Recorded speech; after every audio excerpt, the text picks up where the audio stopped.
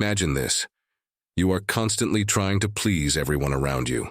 Your family, friends, and colleagues rely on you, and you always put their needs above your own. Yet, despite all your efforts, you feel drained, unappreciated, and somehow disconnected from the happiness you were hoping to achieve. You may ask yourself, why, when I'm giving so much, am I still not happy? Here's a surprising truth. Sometimes silence and stepping back may be the key to happiness for both you and those you love. It's not about doing more, but about doing less with more mindfulness. Today, we'll explore why taking care of yourself first, through silence and mindfulness, might just be the secret to a truly fulfilled life. The importance of self-care. Before we dive deeper into this, let's consider a basic yet profound teaching from Buddhist philosophy. You cannot pour from an empty cup. If your emotional state is in disarray, no matter how much you try to help others, it will be in vain or even harmful. In life, we often think that the more we give, the better we are. Whether it's offering advice, taking care of loved ones, or lending a hand to a friend, we convince ourselves that this selflessness is what makes us good people. However, there's a catch. When we overextend ourselves without addressing our own inner turmoil, the help we offer can come from a place of insecurity, frustration, or exhaustion. Imagine this scenario. You're trying to calm down a crying child, but you yourself are angry or upset. No matter how well-intentioned you are, your emotional state affects the way you approach the situation, and the child senses it. Instead of calming down, they might cry even more. Taking time to sit in silence, meditate, or even just reflect on your own needs isn't selfish. It's essential. By nurturing your emotional balance, you become a stronger, calmer, and more effective person, and your care for others becomes genuine, not just an emotional obligation. From my own experience, this concept of self-care struck me most profoundly when I was going through a challenging period in my career. I was overworking myself, believing that by giving everything to my projects I was doing the right thing. Yet, I started to notice that my work quality was declining, and my personal relationships were suffering. It wasn't until I took a step back and dedicated time to my own well-being that I realized how much more effective I could be. It felt counterintuitive at first. Taking time for myself seemed like a waste of precious hours. But in reality, by prioritizing my mental health, I was able to return to work more energized and more present, and my relationships improved without me even trying. The danger of overcaring. It's a common mistake. We care too much. We want to help our loved ones, but sometimes our help turns into control. We think, I know what's best for them. This mindset often leads us to overcaring, where our efforts to help actually burden the people we're trying to support. Think about a scenario where someone close to you is going through a tough time. You feel obligated to offer constant advice, help them with every task, and check in every hour. But what happens? They start pulling away, avoiding you, or even expressing frustration. Here's the hard truth. Sometimes people don't need us to solve their problems. They need space, respect for their autonomy, and silence.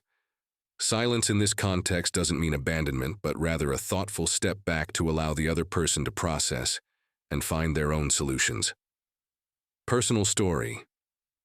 I remember once trying to help a friend who was going through a breakup. I was there, offering advice every day, calling to check in, and constantly reminding them of what they should do next. At some point, they stopped responding to my calls, and I felt confused and hurt. It wasn't until later that I realized my well-meaning actions were overwhelming. My friend didn't need constant reminders of their pain or a solution from me. They needed time to process things on their own. It was a humbling experience, but it taught me that sometimes the best way to help is to step back and allow silence to work its magic. Finding balance in relationships. The concept of balance is critical in relationships. Whether it's between friends, partners, or family members, the dynamic of giving and receiving should never tip too far in either direction. When we give too much without considering what the other person truly needs, we can unintentionally create pressure and discomfort. Think about relationships where one person tries too hard to be the giver. They offer gifts, do favors, and constantly seek validation through their actions. On the surface, it might look like they're being loving, but beneath it, this behavior can come from a place of insecurity, a need for approval. In contrast, when you maintain a balanced approach to giving and receiving, you create a healthier dynamic. Giving should come from a place of genuine care, not from a need to be validated. Example: the overzealous caregiver. Consider the story of an overzealous caregiver. This person believes that their loved one needs constant attention, so they cook every meal, arrange every activity, and make all decisions for them. At first, the loved one appreciates the care, but over time, this level of involvement starts to feel suffocating. The caregiver is unknowingly taking away the other person's ability to make decisions and find joy in their own independence. This imbalance often leads to resentment. The loved one may begin to avoid the caregiver, feeling trapped in a relationship that's more about fulfilling the caregiver's need to give than their own needs. Lesson: listening and observing. The key to avoiding this imbalance is learning to listen and observe. Often, silence and space are the most powerful forms of support we can offer. When we step back and give others the freedom to express what they really need, we show that our love is not about control, but about respect, overcoming attachment and expectations. Now, let's tackle one of the biggest challenges we face in our relationships: attachment and expectations. So often we find ourselves placing invisible demands on the people we care about, expecting them to fulfill roles or meet emotional needs that we might not even be aware of. And here's where it gets tricky. Those expectations, when unmet, lead directly to frustration, disappointment, and sometimes even conflict. Take romantic relationships, for instance. When we first enter into a relationship, everything feels perfect. We idealize our partner, believing that they will meet all our emotional needs. But over time, reality sets in. We begin to notice their flaws, and suddenly they're not living up to the person we thought they were. What happened? It wasn't that they changed, but rather that our expectations were unrealistic from the start. The truth is, we often try to mold others to fit into the image of what we think will make us happy, without ever stopping to ask if we're happy with ourselves. Example: the strained marriage. Consider a couple that starts out deeply in love, only to find themselves fighting constantly a few years later. The wife expects her husband to be emotionally available all the time, to always know when she's upset without her having to say a word. On the other hand, the husband expects his wife to understand his need for space and silence after a long day. Neither communicates their expectations clearly, but both feel increasingly frustrated when those unspoken desires aren't met. What's happening here is a clash of silent expectations. Each person is holding the other accountable for their happiness, yet neither is looking within to address their own emotional needs. Personal reflection. I've seen this dynamic play out in my own relationships, both romantic and platonic. Early on, I would often expect my friends or partners to understand exactly what I needed without ever clearly expressing it. I thought that if they loved me, they should just know. But over time, I realized that this mindset was not only unfair to them, but also harmful to the relationship. It wasn't their job to read my mind or make me happy. That responsibility rested on me. This realization was a turning point. By letting go of the idea that others were responsible for my emotional state, I began to experience a greater sense of freedom in my relationships. It allowed me to appreciate the people around me for who they were, rather than who I wanted them to be. Décision: accepting others as they are. One of the greatest lessons we can learn in relationships is to accept people as they are, without trying to change or control them. When we drop our expectations and stop attaching our happiness to how others behave, We free ourselves from unnecessary suffering. Letting go of attachment doesn't mean we stop caring. It means we stop trying to control the outcome of our relationships and instead embrace the beauty of unpredictability. This shift in mindset is incredibly liberating, allowing us to love more fully and without conditions. The power of mindfulness and inner peace. The next step on this journey toward a more fulfilling life is cultivating mindfulness and inner peace. Both concepts may sound abstract, but in reality, they are practical tools that can transform the way we interact with the world. Mindfulness is the practice of being fully present in the moment, without judgment. It means paying attention to our thoughts, feelings, and surroundings without getting swept away by them. In relationships, mindfulness allows us to truly listen to others, to understand their needs, and to respond with compassion rather than react impulsively. Example: the mindful conversation. Imagine you're having a conversation with a loved one. They start sharing something that upsets them, but instead of truly listening, your mind starts racing. You begin thinking about what you'll say next, how to fix their problem, or even how the situation relates to your own life. This is how most of us listen, half present and preoccupied with our own thoughts. Now, let's imagine the same conversation, but this time you're practicing mindfulness. You listen without planning your response. You're fully focused on their words, their tone, and the emotions behind what they're saying. You're not just waiting for your turn to speak. You're deeply present with them. This kind of listening creates a profound connection and opens the door to real understanding. Personal reflection. Mindfulness didn't come naturally to me at first. I used to think that being a good friend or partner meant always having advice or solutions ready. But I began to notice that this approach often left people feeling unheard. It wasn't until I started practicing mindfulness in my conversations, focusing fully on what the other person was saying, and letting go of my need to respond immediately, that I realized how powerful simple presence can be. One time, a close friend of mine was going through a difficult phase. Rather than jumping in with advice, I decided to just listen. At the end of our conversation, they thanked me, not for solving their problem, but for simply being there. It was a small but significant reminder that sometimes being present is all that's needed. Lesson: the gift of presence. Practicing mindfulness in our daily lives helps us cultivate a sense of inner peace. When we stop trying to control everything around us and instead focus on being present, we allow ourselves to experience life fully. This peace doesn't depend on external circumstances. It comes from within. Letting go of control. Control is an illusion we often cling to, especially in relationships and in our personal lives. We believe that if we can just manage everything perfectly, our work, our loved ones, our environment, then we'll be happy.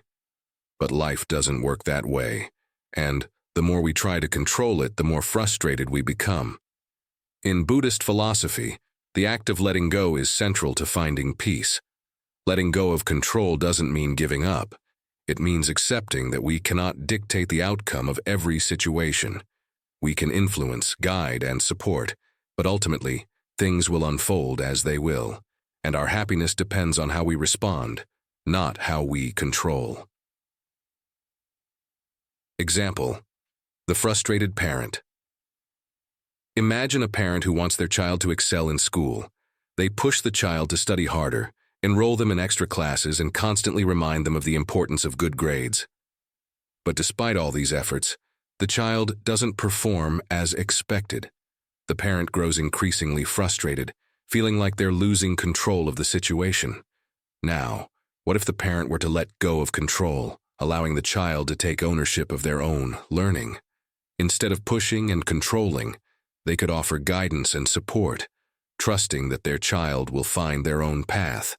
The result may not be immediate success, but it allows for personal growth and reduces the emotional strain on both parent and child. Personal reflection. I used to struggle with the need to control everything in my life, my work, my relationships, even small daily tasks. It felt like the only way to ensure success or avoid disappointment. But this constant need for control left me stressed and anxious, especially when things didn't go according to plan. The breakthrough came when I started practicing the art of letting go. It wasn't easy at first, but gradually I learned to accept that I couldn't control everything. Letting go of the need to control allowed me to experience life with less tension and more trust. Things didn't always work out the way I wanted, but I found peace in knowing that I could handle whatever came my way without forcing an outcome. Lesson: trusting the process. Letting go of control doesn't mean we stop caring or working toward our goals. It simply means that we trust the process. When we stop trying to micromanage every detail of our lives, we make room for spontaneity, growth, and unexpected joy. We learn to respond to life's challenges with grace rather than resistance. Balancing energy, giving without exhausting yourself. One of the central teachings of Buddhism, and something Thai Min Neem emphasizes, is the importance of balancing our energy. In life, we often give so much of ourselves to others, whether it's in our work, our relationships, or our daily responsibilities, that we forget to replenish our own energy. This leads to burnout, exhaustion, and eventually resentment. Example: the burned-out caregiver. Imagine a caregiver who is responsible for looking after an elderly parent. Day in and day out, they devote all their time and energy to caring for their loved one, often neglecting their own needs. Over time, they begin to feel overwhelmed, frustrated, and physically drained. They love their parent, but the constant demands leave them with no energy to care for themselves. This situation is common in both caregiving and in life. We give, and give. But if we don't find time to recharge, we end up running on empty. When we're running on empty, the quality of our care diminishes, and we may even start to feel resentful toward the people we're trying to help. Personal reflection. I've experienced burnout many times, both in my professional and personal life. Whether it was working on a big project or trying to support a friend through a tough time, I would often push myself beyond my limits. It felt noble at the time, sacrificing my own well-being for the sake of others. But in reality, I wasn't helping anyone by depleting myself. The most important lesson I learned from these experiences was the need for balance. It's okay to give, but it's equally important to take time for yourself. Rest, reflection, and self-care aren't luxuries, they're necessities. Lesson: give mindfully, recharge regularly. The key to giving without exhausting yourself is to give mindfully. This means being aware of your own energy levels and setting boundaries when necessary. It's not about selfishness, it's about sustainability. When we recharge regularly, we can continue to give with love and presence without the risk of burnout. Equanimity and compassion. Equanimity in its simplest form means maintaining calm and balance in the face of life's ups and downs. It's about not being swayed by external circumstances, whether they are good or bad. Compassion, on the other hand, is the ability to care for others without becoming overwhelmed by their suffering. Together, these two qualities form the foundation for a peaceful and fulfilled life. Example: the compassionate leader. Consider a leader who is responsible for managing a large team.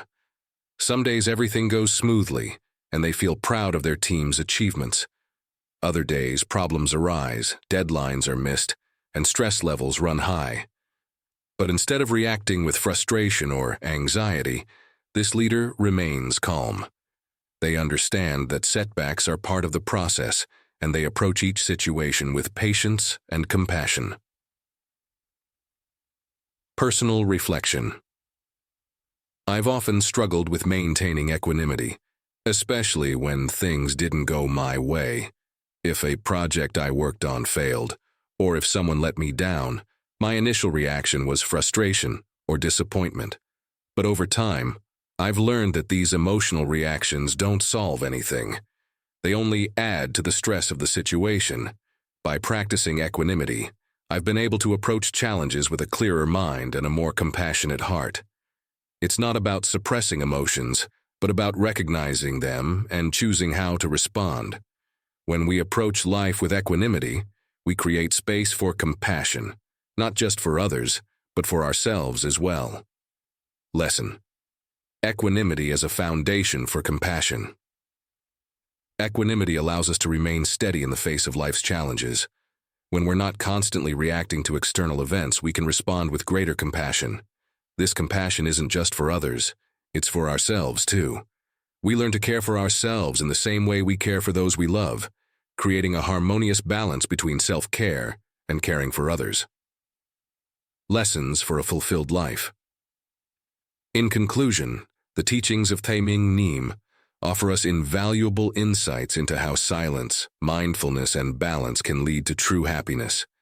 By taking care of ourselves, letting go of control, and practicing mindfulness in our relationships, we can create deeper connections and a greater sense of inner peace. The journey toward happiness isn't about doing more or giving more. It's about finding balance, nurturing our own well-being, and offering care to others in a way that respects both their needs and our own.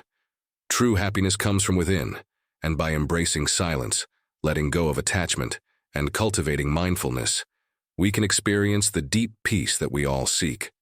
So the next time you feel overwhelmed by life's demands, remember this: sometimes silence is the greatest gift you can give, to yourself and to others. By stepping back, recharging, and letting go, you open the door to a more peaceful and fulfilled life.